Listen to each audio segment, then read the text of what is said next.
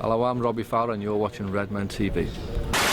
Hello and welcome. It's the Uncensored match build-up show. Liverpool taking on Watford this weekend down at Vicarage Road. Yeah. That'll do. Yes. We're going, Paul. We are going, yeah. Not sure the logistics of how it's going to work out just yet. I'm in so much shit for the fact that I'm going to this game because it was a pre-Christmas dinner with the wife's family. I mean, don't get me wrong, I'm not upset to not be going to that, per se. Sorry. Sorry, not sorry. Sorry, not. We best win, is all I'm saying. Anyway, Chris is here, of course, he's here in Newbury, and one Sam Walker to discuss. Could have done that for him on the subscriber show. No, you waited until the build-up show. Nice of you. One Sam Walker. I'm getting that job at Bayern, aren't I? Yeah. So anyway, we're here. We're talking Liverpool Watford, as I've pretty much covered extensively already up to this point. Yeah, Chris, Ian, and one Sam Walker. Welcome. And we're going the game. Did you know?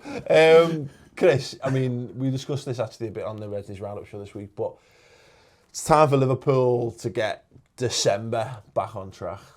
Yeah. We need to start beating the teams who are higher up the table than us. Watford being one of those fucking teams, mate, basically. Yeah, we did the stat attack and I was like, yeah. Liverpool got 10 points from a possible 18. Watford are taking 12. Oh, and then 2 points, they're 2 places above us in the league. Shit, when did that happen? Watford above us in the league, man. They're playing some good footy though, aren't they? Well, exactly. Didi and Agallo, mate, is just fucking an exceptional partnership at the moment, aren't they? Well, we've seen it time and time again. Teams, and I've said this for years, teams that have centre forwards who score goals finish higher than teams that have no centre forwards who score goals, and they're perfect example. It's definitely something like Jamie Redknapp or Michael Owen would say that. Is it? Yeah, I think in my defence, not in defence of them two fucking cretins, that's slightly better than this is a corner flag, which I think we all saw last week, or when they don't score, they tend not to win. Which is again they don't win many games. That's when a they slightly don't level below a level analysis. No. Look, Ian, they've got centre forwards. They're scoring goals, and that's it's not simply why they're there, but it's a key factor. They're not conceding many either, are they? Fuck off. Don't be having more points. Coming on here with your stats. Michael, come on, like this. Your stats and your knowledge and making him look stupid. Yeah. It's easily done, man, but nevertheless, it doesn't need Deflecting it back at you. to be done. No, they are playing well. They've won the... I don't even know. To be honest, I haven't even fucking There you go, them. playing dumb again. Next one. You've read the script. Yeah, it's there. Can we start this one again? Fucking shit show this, isn't it? Yeah. Fact is, we've got to be wary of the threat that their strikers in particular pose. Yeah. But they don't concede many either. No. I'm not asked whether they concede or not. They don't concede many, but that Gomez is due a howler every now and again. So just have a few shots. He's got he's up there with the top of clean sheets. That's why clean sheets are shite as a stat. Yeah. Him and Mignolet at top and it... Someone tweeted me actually one of those like who scored graphics things, and it was like Mignolet in terms of clean sheets over the last year or two, whatever. He's right up there, but in terms of like crosses and aerial balls let out 4 corners. Yeah. He's top of that category, isn't he? Like, you know what I mean? Yeah, absolutely. No, Aurelio Gomez, I really want to see him do what he did a lot of at Spurs. And in a nutshell, that's just be dead shit. Throw it in the net. And it just howlers left, right, and centre. I'd love to get back to that. No, look, anyway, we were talking earlier about just to fuck, because this is clearly a line that's not working. I'm happy to talk about Watford's attack with you, Paul, if you really want. No, I'm moving on from a Chris is done instead. We've had our chance, we fucked it up, and moving on to something completely different. But I'm staying with Ian. Yay. Yeah. No, what we were saying with Chris there is that, and what we said in the Redmen roundup is that we looked at December, we got all those hard fixtures out the way, and we looked at December, we were like, this is fucking amazing. Look at these boss teams we've got to play against. Watford, Leicester. But yeah, no, exactly. But we've lost to Newcastle, we've dropped points against West Brom. If we've got pretensions of being in the top 4, and God, people were talking higher than that the other week, we've got to find a way to start winning these games. Yeah, we've got obviously Watford away. We've got who's the home game? Leicester, and then Sunderland and West Ham away. They're not the easiest fixtures in the world in terms of 3 home games and 4 across quite a condensed period of time. but you've got to be looking to pick up 8, 9, maybe even double figures points if you're going to, especially after the last 2 results. If you'd have picked up 4 points in there, you can maybe sort of take a drop a little bit, but over the course of them games, you've got to be able to take a decent amount of points to keep yourself in the reckoning around the top, as we were talking before. Yeah. Well, the fact is, Sam, you know, we get to the end of this run of supposed easy fixtures, and then we've got Arsenal, United, the FA Cup kicks back in, and then all of a sudden you're back in Europe again. You know, it's and the Capital One semis around that the time. Capital One semis, you know, and this is the point. The point is we need to start getting those points on the board so that when we come to play Arsenal and Man United, we don't have to win those games, because that's where we fucked it last season. We left ourselves so much pressure that we went into both of those games being like, well, if you know, we need to win this to get above them in the table, basically. Yeah, I think I look at it like realistically, by the time we play United, we play United after Arsenal, don't we? But by the time we play United, we want to be looking to be beating them to go above them. Now, whether that's to go third from fourth or fourth from fifth, whatever, or even fifth from sixth, God forbid it. But you know, that's where we need to be looking at now with the start we've had. I think the games recently have been tough, but I can't explain Newcastle still. But I mean, West Ham, we knew what it was going to be like, and we just didn't deal with it. Yeah. But Watford, looking at them, I can't see the same threat, and I think they're going to play into our hands if Klopp gets his team right, because they're going to want to play and they're good in both boxes. Sounds obvious again, but I've seen a lot of that on Twitter. They're good in both boxes. They defend well and they attack well, but in the middle they're not all that, which is kind of where we can dominate. But this is the kind of game we can go and put on a show and do what we did against City and Chelsea. They'll come at us, they'll have a little go. Will they come at us though? But why not? They're the most unspoken about team in the Premier League. Apart from Leicester, they're the biggest success in the league. Yeah. Why not? It's a freebie for them, really. The only fear, I guess, with it is if people know now that, hey, listen, you just park the bus against Liverpool, you'll probably get a point. You might even come away with all three, because if you can get something from a set piece or whatever, our side is beatable.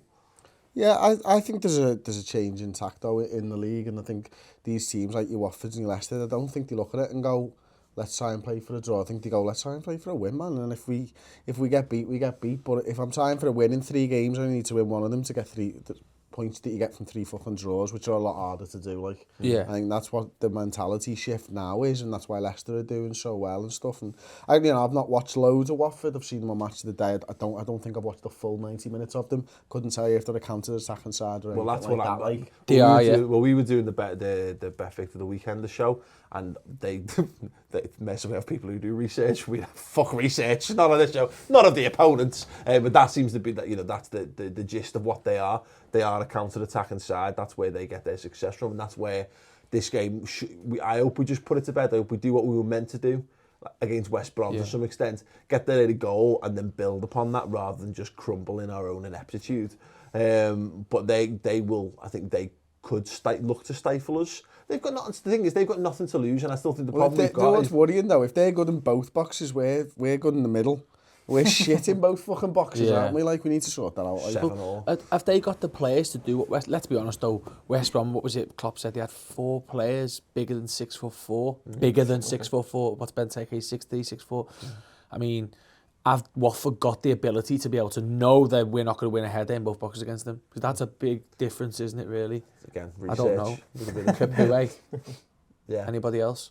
Man has committed most fouls in the Premier League this season. Again, not my facts. But is there anybody? I don't know who plays centre half for them. Don't come on here asking questions, mate. No, I'm fucking hell. I'm just trying to like think. I don't know myself. I'm just asking. Like, I know there's Capoue. If you know, let us know in the comments section. If you know anything about Watford other than the fact that they play at Vicarage Road and they play in yellow, maybe Klopp's going to confuse them for fucking Dortmund. And go sit in the wrong dugout or something like me. Wouldn't that be a great start to the day? No, I think ultimately, if you go into that game as Watford, they are flying high in the table and they're doing a good job and they want to build on that. But Liverpool carries such reputation behind them that he'll want to get a scalp. But I think the best way to get a scalp at Liverpool, you play into our hands by playing an attacking style of football. I think that's starting to become known. Again, if I was the Watford boss, I would sit back and go ahead, see what he can do, because we haven't seen enough evidence from this Liverpool side that we have the ability to deal with it. Hopefully, we discussed this last week, the goal that we did score, the good goal that we scored against West Brom last weekend, was actually the example of us getting over that little mental hump, as it were, and showing that we can actually craft things when things are tight.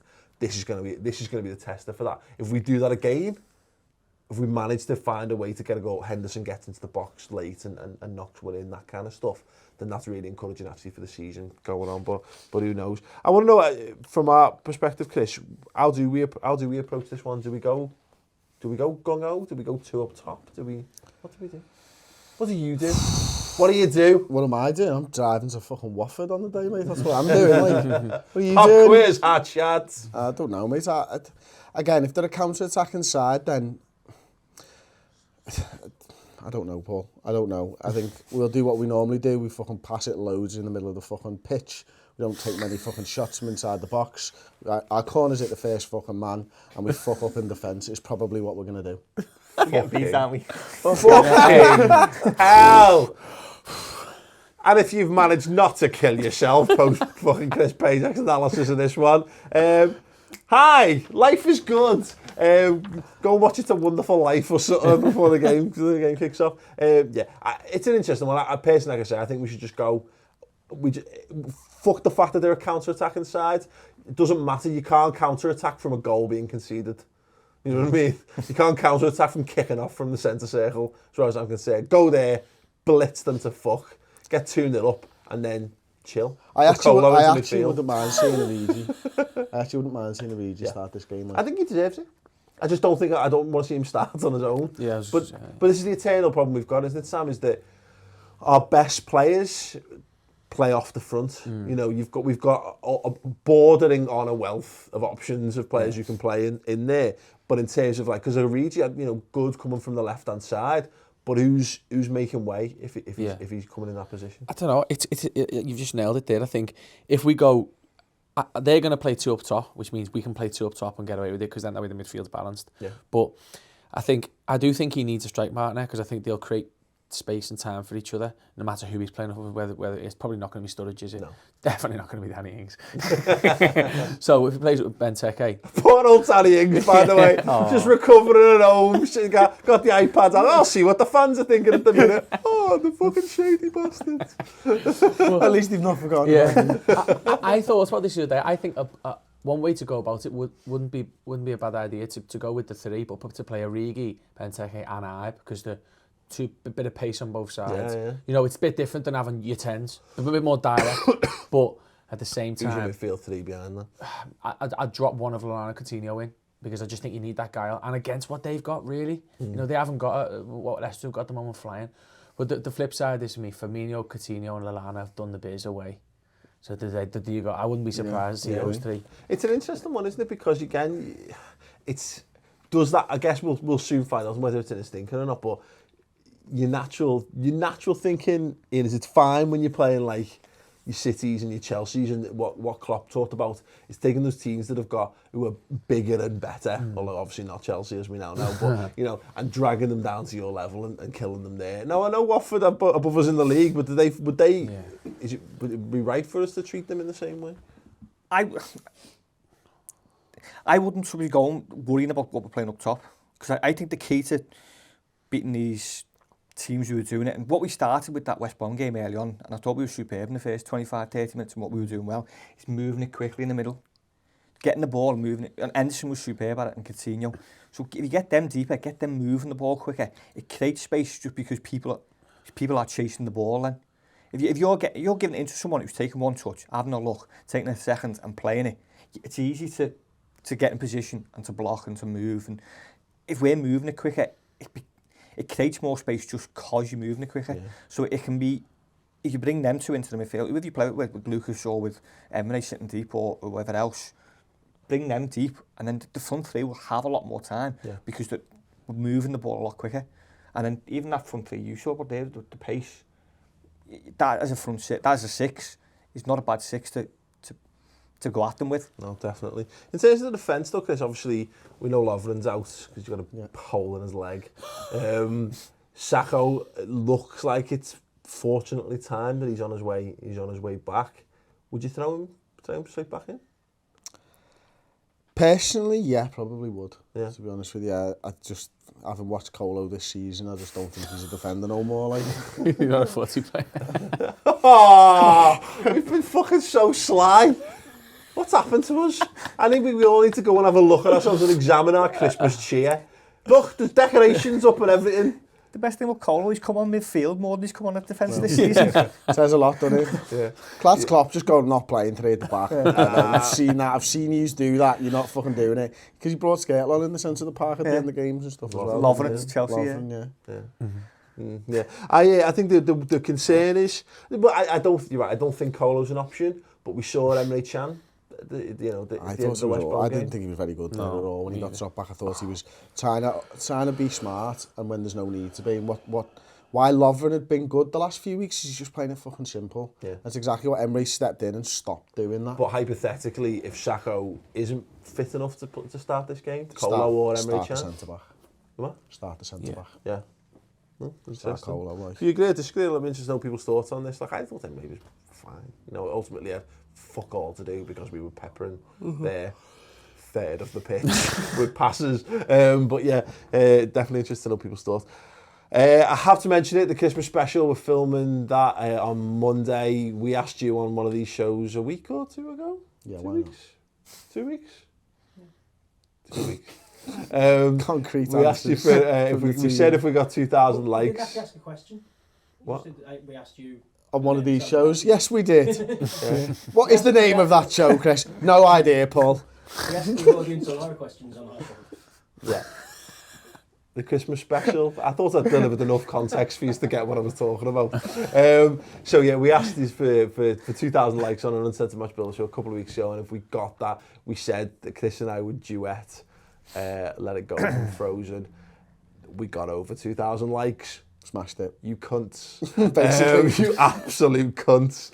So if you want to see what happens as a result, tune in for the Christmas special. It's going to be out on Tuesday night. Yes, and there'll also be the Klopp slap. There will be a Klopp slap. Yeah, Aubrey will be getting Klopp slapped as well. That'll be good. We asked for 2,000 likes on a comment below. What's getting done? I get fucking dick pics. Tom gets dick pics. Tom gets sent dick pics. And while we're talking about that, it's Tom at the redmentv.com. He loves him. He loves it. He loves it. So we were down in London for a couple of days. Came in this morning. See what I got, Chris? 5 emails on the run. Dick pics. Did you really? Yeah, have you not seen them? No. Why would that? No. He was fuming. Keep them coming, boys and girls, obviously. And like, there was one nice email which I replied to in a good manner. Oh. The rest can fuck off. But one of the 5 were nice. It wasn't a nice email, yeah. It was a nice.